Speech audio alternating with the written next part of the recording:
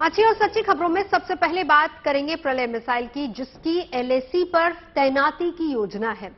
दुश्मन के पसीने छुड़ाने वाली इस मिसाइल की चीन सीमा पर जल्दी ही तैनाती की मंजूरी मिल सकती है।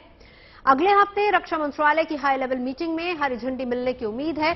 चीन की बदनीयती को देखते हुए भारत एलएसी पर अपनी स्थिति को मजबूत बनाने में जुटा है और प्रलय की तैनाती की तैयारी भी इसी कड़ी का हिस्सा है। जमीन से जमीन पर कहर बरपाने कि इस मिसाइल की ताकत ऐसी है कि दुश्मन कांप उठे। 500 किलोमीटर की दूरी तक दुश्मन के किसी भी अड्डे को तबाह और बर्बाद करने की क्षमता है इसमें। तेज रफ्तार, सटीक मारक क्षमता इसे बेहद घातक बनाती है। यही नहीं, अंधेरे में भी हमला करने की क्षमता इसके पास है। साफ है कि सरहद पर जब इसकी तैनाती होगी तो चीन की रूह कांपेगी ही।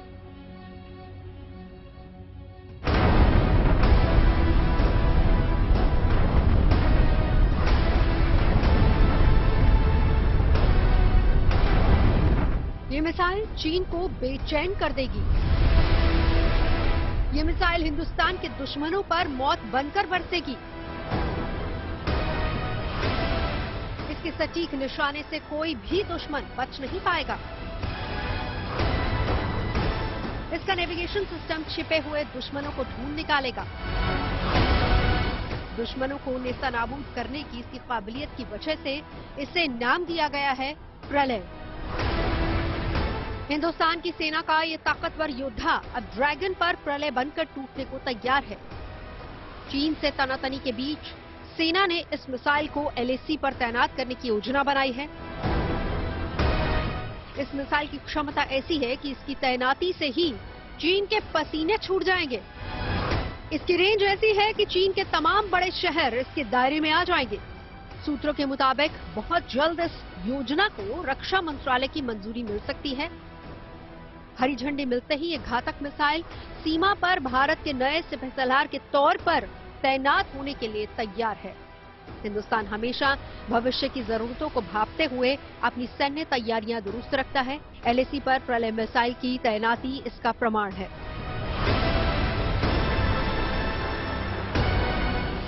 देश की सरहदों को महफूज रखने के लिए सेना ने अब सीमा पर बैलिस्टिक मिसाइलों का जाल बिछाने की तैयारी कर ली है।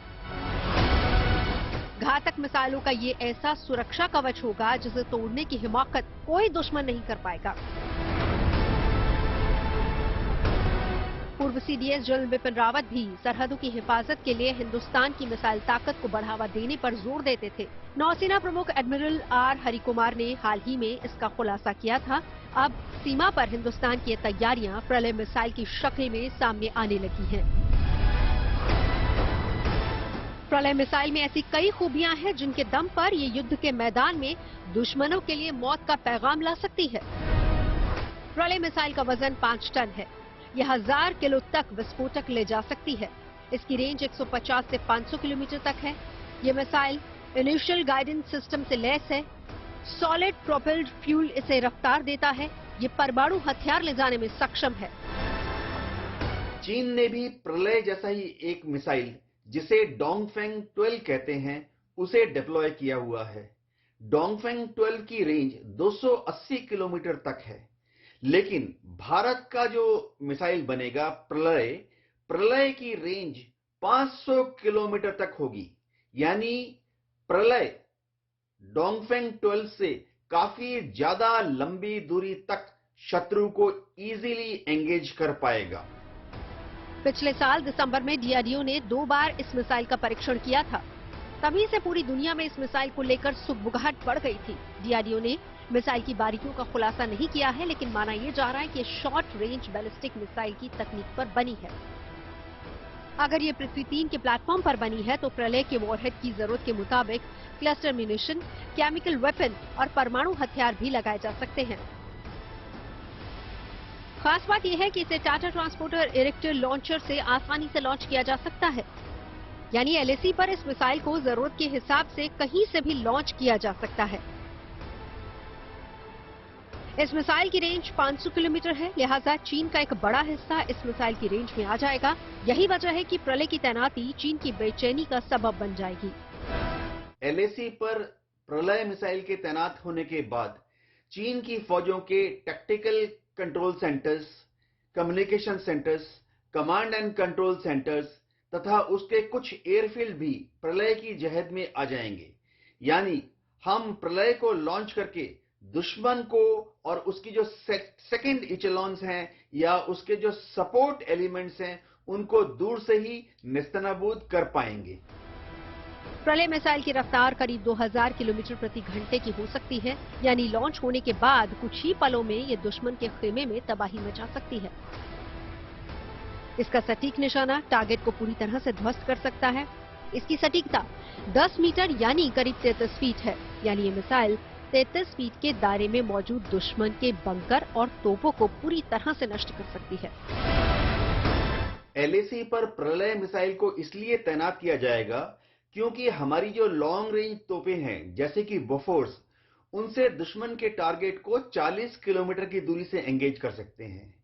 और अगर दुश्मन का टारगेट 40 किलोमीटर से ज्यादा दूरी पर है तो फिलहाल हमें एयरफोर्स का इस्तेमाल करना पड़ रहा है।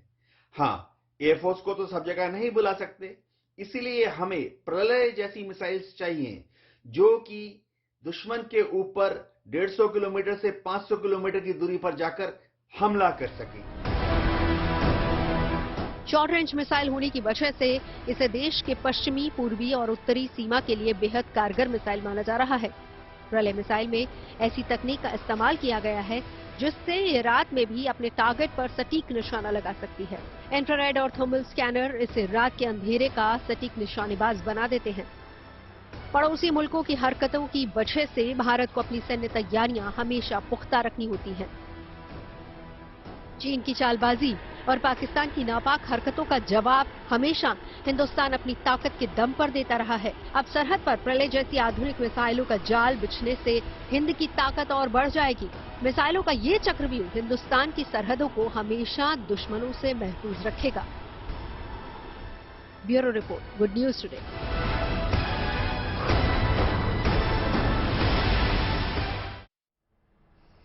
बैलिस्टिक मिसाइल आमतौर पर लंबी दूरी की मिसाइल होती है। ये न्यूक्लियर वॉरहेड को अपने निशाने पर ले जाने में सक्षम है।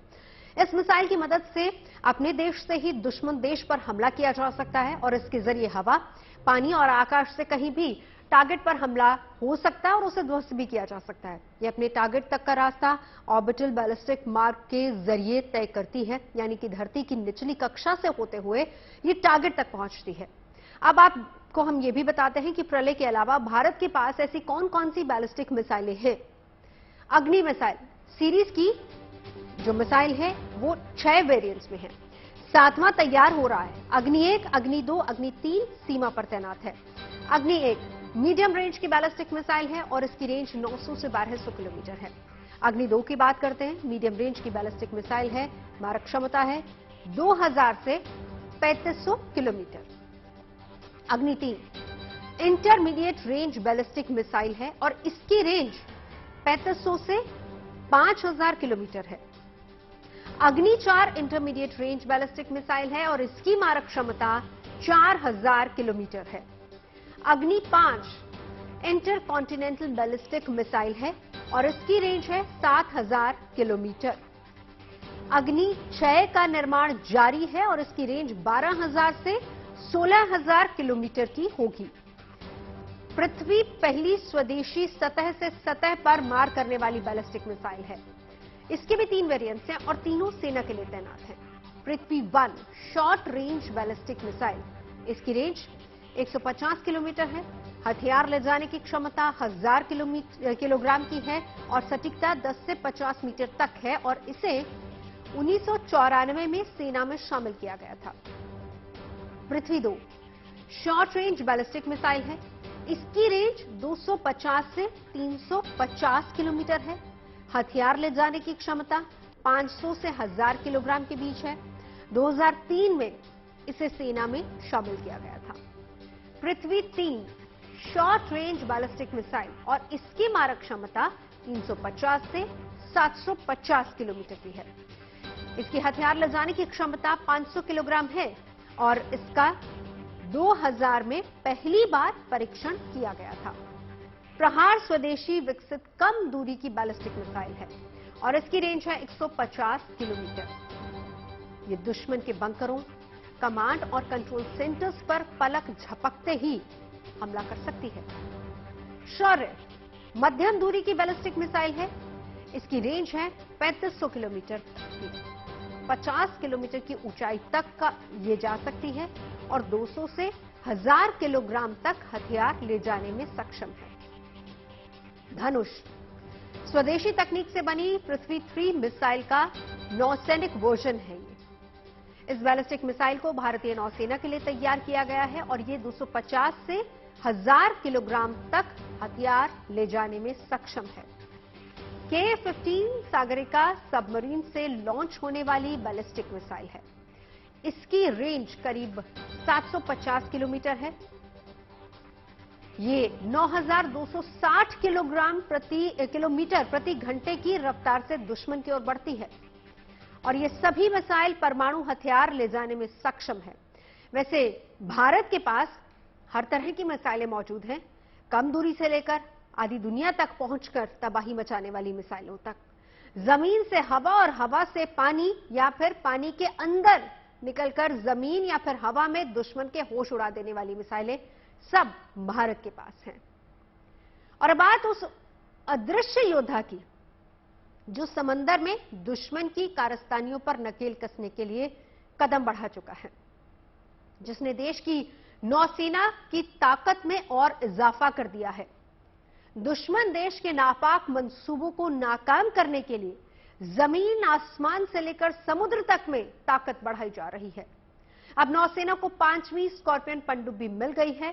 प्रशांत महासागर क्षेत्र में चीन की बढ़ती मौजूदगी पर लगाम लगाने के लिए इससे बड़ी मदद मिलेगी और ये खासियतों से lace Kalbarri class diesel electric submarine है। दुश्मनों पर अटैक करने के साथ उनकी जासूसी करने का मादा भी रखती है। Anti torpedo counter measure system से लैस है। ये वागीर पनडुब्बी पानी के अंदर से ही मिसाइल लॉन्च करने की क्षमता भी रखती है।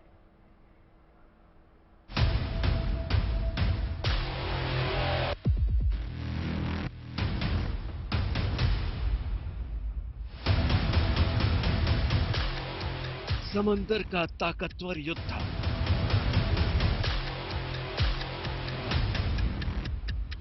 गहरे पानी में गोते लगाने का हुनर, पूरी रफ्तार से लहरों को चीरने का दम, समंदर के तल से आसमान तक मिसाइलों का पहरा, यह है भारतीय नौसेना का नया सिपहसालार INS वागीर। समंदर में हिंदुस्तान की ताकत बढ़ाने के लिए ये बाहुबली अब नौसेना के बेड़े में शामिल हो गया है। समंदर की सरहदों को दुश्मन से महफूज रखने के लिए भारत के प्रोजेक्ट 75 के तहत ये 5वीं पनडुब्बी नौसेना में शामिल हुई है। कलवरी क्लास की ये diesel electric submarine make in India और आत्मनिर्भर भारत की मिसाल है। स्वदेशी तकनीक से बनी इस सबमरीन में वो तमाम खूबियां हैं जो इसे समंदर के युद्ध का ऑलराउंडर बना देती हैं।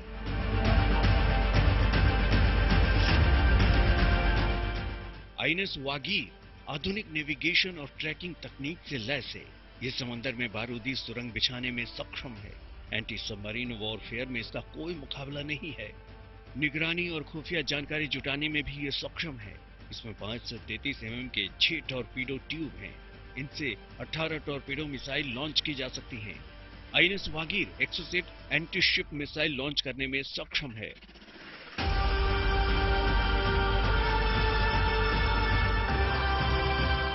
करीब 2 साल तक समुद्री ट्रायल के बाद इस पनडुब्बी को नौसेना का योद्धा बनाने का गौरव हासिल हुआ है। इन 2 सालों में INS वागीर को कई मुश्किल परीक्षणों से गुजरना पड़ा। समंदर में इसका सामना तूफानी लहरों से हुआ। गहराई में पूरी रफ्तार से घूमने की इसकी क्षमता परखी गई। युद्ध जैसे हालात में हमला करने की इसकी काबिलियत जांच की गई। सभी सख्त पैमानों पर खरा उतरने के बाद ही इस सबमरीन को नौसेना में शामिल किया गया है। इस पनडुब्बी को मझगांव डॉक्स शिपयार्ड में बनाया गया है। सबमरीन का डिजाइन भविष्य की जरूरतों को ध्यान में रखते हुए तैयार किया गया है। आईएनएस वागीर की लंबाई 221 फीट और चौड़ाई 40 फीट है। इनमें 360 बैटरी सेल भी लगे हैं। समंदर की सतह पर ये 20 किलोमीटर प्रति घंटा की रफ्तार से चलती हैं। पानी के अंदर ये 37 किलोमीटर प्रति घंटा की रफ्तार से चलती हैं। ये सतह पर एक बार में 12,000 किलोमीटर का सफर तय कर सकती हैं। पानी के अंदर इनकी रेंज 1,220 किलोमीटर है। ये 50 दिनों तक पानी के अंदर रह सकती है। बिना किसी दिक्कत के ये 350 फीट गहराई पर गोते लगा सकती है। इनमें 40 से ज्यादा सैन्य अधिकारी सवार हो सकते हैं। ये पनडुब्बी लंबे समय तक समंदर में रहकर कई मुश्किल मिशन को एक साथ पूरा कर सकती है। हिंदुस्तान को महफूज रखने में नौसेना बेहद अहम किरदार निभाती है। भारत 3 तरफ से समंदर से घिरा है, लिहाजा दुश्मन के हमले का खतरा भी 3 तरफ से होता है। ऐसे में नौसेना अरब सागर, हिंद महासागर और बंगाल की खाड़ी में अपने ताकतवर लड़ाकों को तैनात रखती है। आईएनएस वागीर के नौसेना में शामिल होने से समंदर में हिंदुस्तान के ये सुरक्षा घेरा और मजबूत हो गया है। Bureau report, good news today. Scorpion class की पनडुब्बी का मतलब तो हम जान ही चुके हैं और भारतीय नौसेना को हाल ही में जो पनडुब्बी वागीर सौंपी गई है वो स्कॉर्पियन क्लास की 5वीं पनडुब्बी है और जल्द ही वो भारतीय नौसेना के जंगी बेड़े में भी शामिल हो जाएगी। साल 2005 में भारतीय नौसेना ने प्रोजेक्ट 75I के तहत फ्रांस के साथ 6 स्कॉर्पियन पनडुब्बियां बनाने को लेकर करार किया था। 17 साल पहले उसी करार के तहत MDL यानी कि मझगांव डॉकयार्ड लिमिटेड फ्रांस के साथ मिलकर 6 स्कॉर्पियन पनडुब्बियों को बनाने के काम में जुटे। वागीर सबमरीन से पहले स्कॉर्पियन क्लास की 4 दूसरी पनडुब्बियां पहले ही इंडियन नेवी के जंगी बेड़े में अपना योगदान दे रही हैं, जिसकी वजह से पनडुब्बी बनाने के क्षेत्र में भी हमारे देश की छवि एक आत्मनिर्भर और मजबूत राष्ट्र के तौर पर उभरी है। भारतीय नौसेना को वागीर पनडुब्बी सौंपे जाने के पहले से ही इस क्लास की 6ठी पनडुब्बी वागीर का समुद्री ट्रायल चल रहा है। अगले साल यानी कि 2023 तक भारतीय नौसेना को इसके भी मिल जाने की उम्मीद है। हालांकि साल 2012 तक नौसेना को पहली सबमरीन मिल जानी चाहिए थी, लेकिन पहली स्कॉर्पियन क्लास पनडुब्बी आईएनएस कलवरी 2017 में ही भारतीय नौसेना को मिल पाई। इस पनडुब्बी का नाम 8 दिसंबर 1967 को भारतीय नौसेना के सोवियत संघ से मिली पहली पनडुब्बी कलवरी के ही नाम पर पड़ा है, जिसका नाम हिंद महासागर में पाई जाने वाली खतरनाक टाइगर शार्क के नाम पर रखा गया था। भारतीय नौसेना में शामिल होने के 4 साल बाद ही इस सबमरीन ने 1971 में भारत पाकिस्तान के युद्ध में अपना लोहा मनवाया। उस जंग में 8 से 9 दिसंबर की रात भारतीय नौसेना ने कराची बंदरगाह तबाह कर दिया था और उस ऑपरेशन को ट्राइडेंट नाम दिया गया था। इस ऑपरेशन में भी कलवरी सबमरीन की अहम भूमिका रही थी। 30 साल तक राष्ट्र सेवा करने के बाद कलवरी को 31 मार्च 1996 को नौसेना से रिटायर कर दिया गया। 2017 में भारतीय नौसेना को मिली कलवरी को भी दुनिया की सबसे घातक पनडुब्बियों में से एक माना जाता है। कलवरी समुद्र के नीचे खामोश प्रहरी की तरह रहती है। जरूरत पड़ने पर यह दुश्मन की नजर बचाकर सटीक निशाना लगाने और भारी तबाही मचाने में सक्षम है। साल 2019 में स्कॉर्पियन क्लास की दूसरी पनडुब्बी आईएनएस खंडेरी नौसेना के जंगी बेड़े में शामिल हुई, जिसके ध्येय वाक्य अखंड अभेद अदृश्य है। इसका नाम छत्रपति शिवाजी के किले खंडेरी के नाम पर रखा गया। इस नाम की भी एक पनडुब्बी 1968 से 1989 तक भारतीय नौसेना के जंगी बेड़े में शामिल थी। इसके 2 साल यानी कि मार्च 2021 में स्कॉर्पियन क्लास की तीसरी सबमरीन आईएनएस करंज को भारतीय नौसेना में सेवा देने का मौका मिला, यानी कि कमीशन हुई। ये सबमरीन जब अपने मिशन पर रहती है तो कोई आवाज नहीं होती, यानी जब ये दुश्मन को नेस्तनाबूद कर रही होती है तब भी कोई आवाज नहीं आती। और ये सबमरीन मिसाइल और टॉर्पीडो से लैस है, साथ ही समंदर के अंदर ही माइंस बिछाकर दुश्मन को तबाह करने का मादा रखती है। आईएनएस करंज का नाम मुंबई के दक्षिण में मौजूद एक आइलैंड के नाम पर रखा गया, जबकि पिछले साल नवंबर में आईएनएस वेला भी नौसेना के जंगी बेड़े में शामिल हुई। आईएनएस वेला डीजल इलेक्ट्रिक अटैक सबमरीन है, जिसे रक्षा एक्सपर्ट साइलेंट किलर के नाम से भी पुकारते हैं। चकमा देकर हमला करने में माहिर है। समुद्र में जब ये गोता लगाती है तो दुश्मन को इसकी आने की खबर तक नहीं लगती। आईएनएस वेला पानी के अंदर 50 दिन तक रह सकती है। इस दौरान वो अधिकतम 1150 फीट की गहराई तक गोता लगाने में सक्षम है और इसमें 8 नौसेना अधिकारी और 35 सैनिक रह सकते हैं। INS Kalvari, INS Khanderi, INS Karanj, INS Vela, INS Vagir, INS Vagsheer के अलावा सरकार ने नौसेना के लिए 6 और पनडुब्बियों के लिए मंजूरी दे दी है। प्रोजेक्ट 75I के तहत एक भारतीय शिपयार्ड को किसी विदेशी कंपनी के साथ मिलकर देश में ही इन 6 पनडुब्बियों का निर्माण करना है। हालांकि ये प्रोजेक्ट अभी फिलहाल शुरुआती चरण में ही है और ये तय नहीं हो पाया है कि कौन सी विदेशी कंपनी इस प्रोजेक्ट को भारत का साथ देगी। एक अनुमान के मुताबिक भारतीय नौसेना को पूरे हिंद महासागर क्षेत्र की सुरक्षा के लिए कुल 28 पनडुब्बियों की जरूरत है और इनमें से कम 18 पारंपरिक सबमरीन होनी चाहिए, 6 न्यूक्लियर सबमरीन और कम से कम 4 परमाणु हथियारों से लैस पनडुब्बियों की भी जरूरत है। यानी पनडुब्बी के निर्माण को भारत को लंबा रास्ता भी फिलहाल तय करना होगा। किसी भी विकसित देश से पनडुब्बी की अहमियत किसी से नहीं छिपी हुई है और जब बात भारत की हो, सबमरीन की अहमियत और ज्यादा बढ़ जाती है और इसकी सबसे बड़ी वजह हमारे देश का 3 दिशाओं में समुद्र से घिरा होना है और ये बहुत बड़ी वजह है कि करीब 2 दशक से ज्यादा वक्त से भारत प्रोजेक्ट 75 के तहत अपनी सबमरीन पावर को और ज्यादा मजबूत करने में लगा है। करीब 20 साल पहले स्कॉर्पियन क्लास की 6 पनडुब्बियों पर काम शुरू कर दिया गया था। वागीर सबमरीन के भी उसी परिवार का एक सदस्य है। चलिए जानते हैं कि आखिर स्कॉर्पियन क्लास सबमरीन होती क्या है और भारत इनके जरिए अपने समुद्री बेड़े को किस तरीके से घातक और मजबूत बना रहा है। एक बात अक्सर कही जाती है कि जो समंदर पे राज करेगा वही दुनिया पे राज करेगा, लेकिन आज के समय में उसके मायने बहुत ज्यादा अच्छे या फिर आप कह सकते हैं कि बहुत ज्यादा उसके मायने समझे जा सकते हैं, क्योंकि किसी भी देश के पास अगर नेवल पावर उसकी मजबूत है तो वो ना सिर्फ अपनी समुद्री सीमाओं की रक्षा कर सकता है बल्कि अपने आर्थिक हितों को भी और ज्यादा मजबूत कर सकता है। और यही वजह है कि आने वाले वक्त में या इसी वक्त से लगातार हर मुल्क इसी पर सबसे ज्यादा काम कर रहा है। भारत के बेड़े में एक नई सबमरीन 5th स्कॉर्पियन सबमरीन भी जुड़ गई जिसका नाम है आईएनएस वगीर। जी हां, आईएनएस वगीर के बारे में अगर बात करें तो ये वो स्कॉर्पियन सबमरीन है जो फ्रांस के साथ मिलकर भारत ने बनाई है। ये भारत में ही मुंबई के डॉकयार्ड में बनाई गई है। लेकिन सबसे खास बात ये कि इस सबमरीन के आ जाने के बाद भारत की नेवल यानी आप कह सकते हैं कि नौसेना की क्षमताओं में और शक्ति में और ज्यादा मजबूती मिलने जा रही है। इसके अंदर करीबन 35 से 40 के करीब जो है वो जो सेलर्स हैं या फिर जो उसके इस पूरी सबमरीन में लोग रह सकते हैं। इसके अलावा सबसे खास बात ये कि ये सबमरीन हालांकि कन्वेंशनल यानी डीजल इलेक्ट्रिक से चल सकती है, लेकिन भारत आने वाले वक्त में ऐसे भी सबमरीन पे काम कर रहा है जो न्यूक्लियर सबमरीन्स हो, यानी जिनको रुकने की या फिर सतह पे आने की जरूरत ना पड़े। दरअसल सीमाओं की या फिर समुद्री सीमाओं की रक्षा 2 तरीके से की जाती है। पहली आप समंदर के ऊपर यानी सतह पर और दूसरा समंदर के अंदर, और सबमरीन उसी के लिए सबसे ज्यादा महत्वपूर्ण मानी जाती है।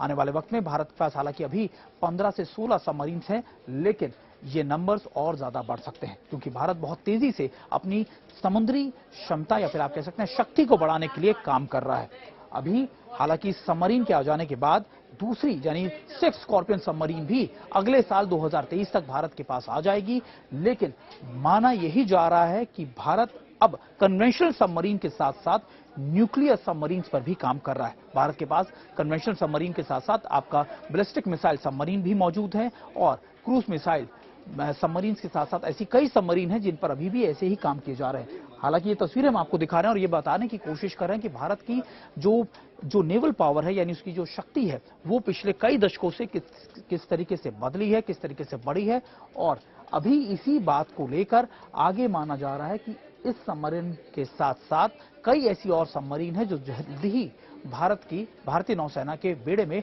शामिल हो सकती है। अच्छी और सच्ची खबरों में आगे बढ़ते हैं। अगर आप पहाड़ों पर जाने के लिए सोच रहे हैं तो आपके लिए खबर बहुत जरूरी है। वैसे ये खबर आपको इसलिए भी देखनी चाहिए क्योंकि ये पर्यावरण से जुड़ी है और उसे बचाने की जिम्मेदारी हमारी और आपकी ही है। देवभूमि में लगातार पर्यटकों की तादाद बढ़ रही है, इसी के साथ बढ़ रहा है कचरा भी। जाहिर है कि लोग पहाड़ों पर मौज मस्ती सैर सपाटे के लिए जाते हैं और साथ ले जाते हैं कचरा, प्लास्टिक बॉटल, रैपर्स जो वहीं के वहीं रह जाते हैं और पहाड़ों की खूबसूरती के साथ साथ वहां का वातावरण भी खराब करते हैं। इसीलिए नैनीताल हाईकोर्ट ने पहाड़ों को बचाने के लिए कुछ गाइडलाइंस जारी की हैं, जिसमें सबसे अहम है कि गाड़ी में पोर्टेबल डस्टबिन का होना बहुत जरूरी है। और क्या नियम है, समझते हैं।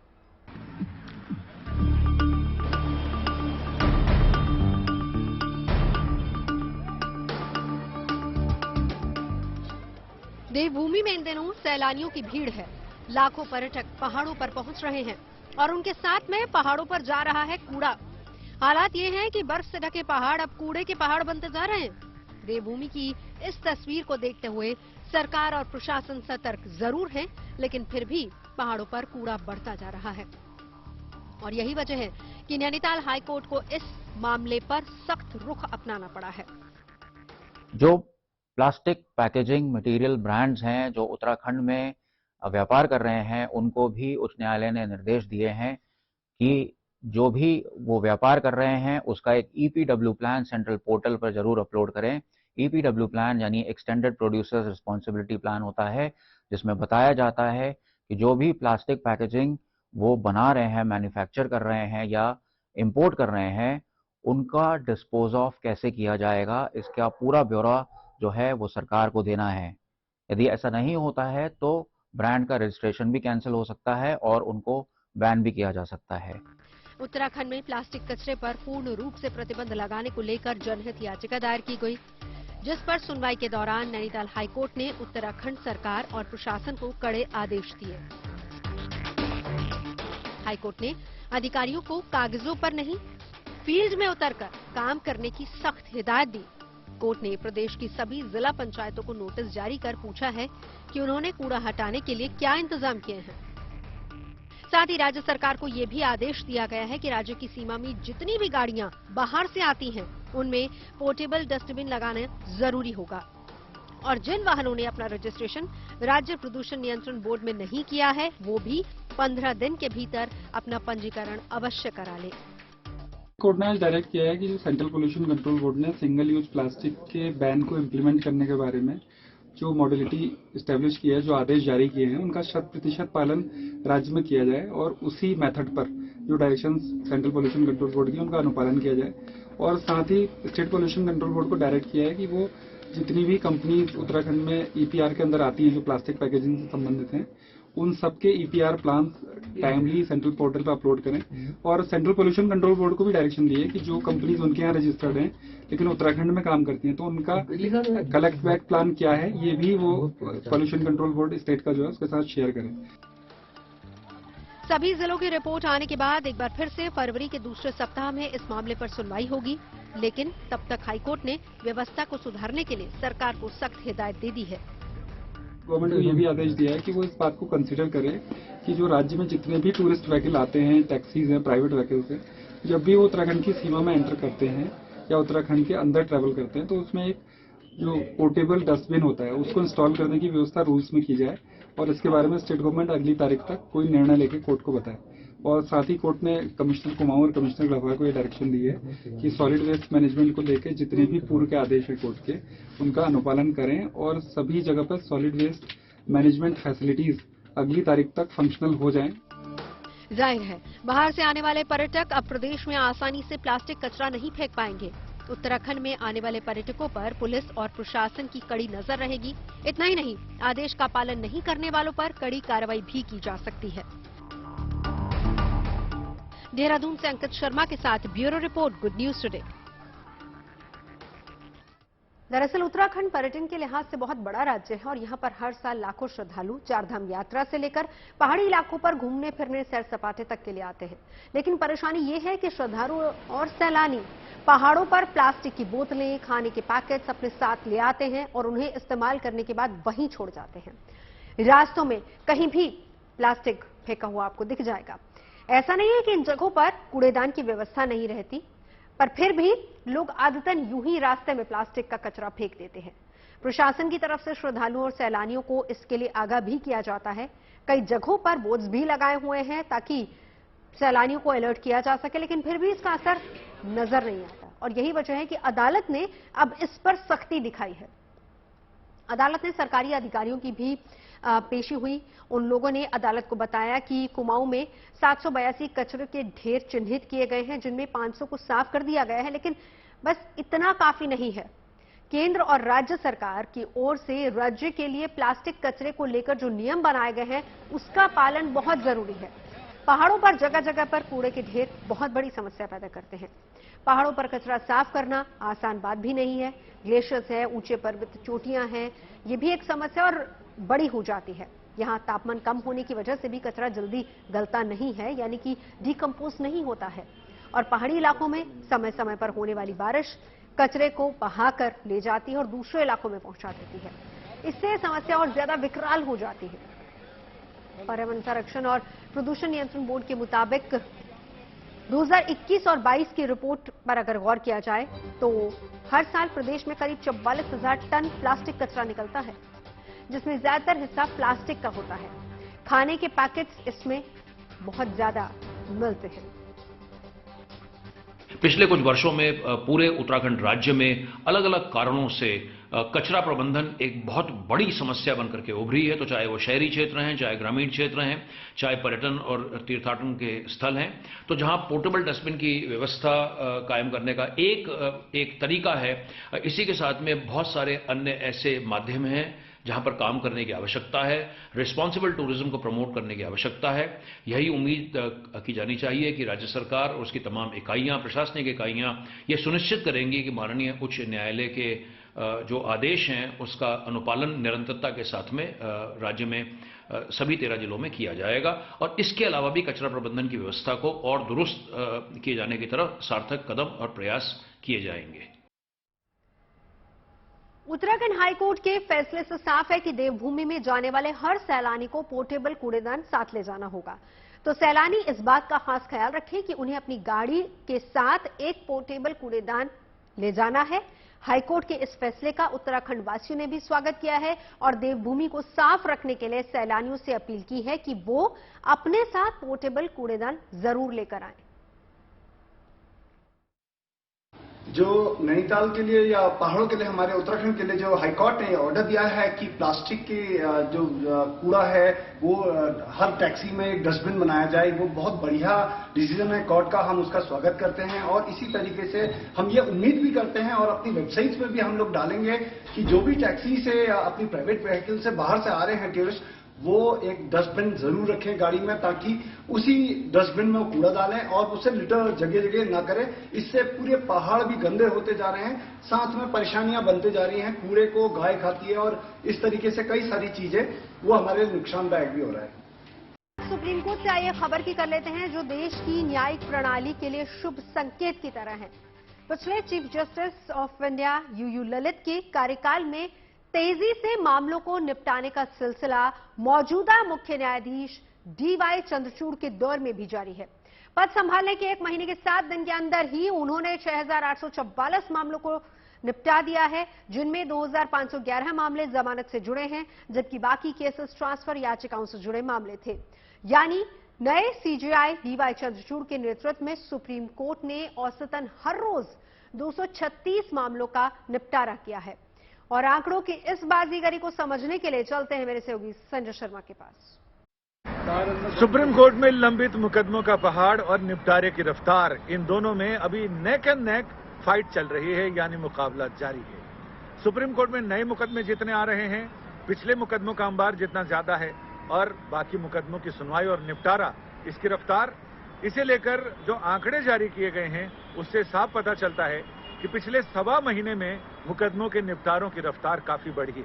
और उसमें अगर हम पिछले 2 हफ्ते की बात करें तो 209% ज्यादा मुकदमे निपटाए गए हैं, इस रफ्तार से निपटाए गए हैं। सुप्रीम कोर्ट में हाल तक, यानी जब तक चीफ जस्टिस डीवाई चंद्रचूड़ ने मुख्य न्यायाधीश पद की शपथ नहीं ली थी, तब तक 73,000 के करीब मुकदमों का अंबार था, यानी लंबित मुकदमे थे।